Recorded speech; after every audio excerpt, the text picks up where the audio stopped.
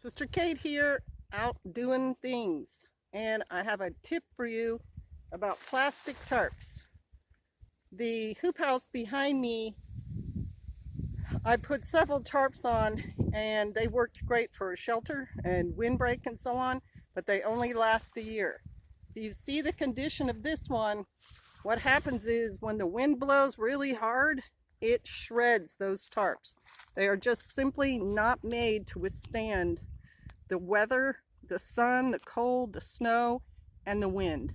And so if you're going to build something, gosh, my hands are shaky. I apologize for that. If you're going to build something for your homestead and you don't have time or whatever to do the metal panels, just know that the tarps are not going to last more than a year. And they're going to leave those nanoplastics, those little shreds of plastic all over your soil. I don't know how to get them out, but I'm out here picking them up. That's why they're in the Tarps, to try to clear that out.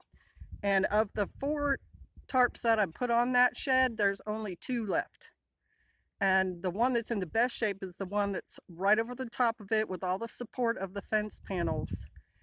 And some of the other ones that were across the top also just completely gone, just tore right up. So if you use the tarps, just know you're going to replace them and plan on getting those metal corrugated panels and attaching them.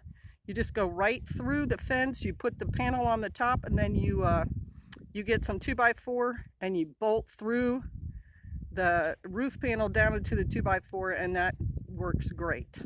Right, y'all, I got to get to my prep day. This is another life hack for you from Sister Kate on the homestead. Shalom.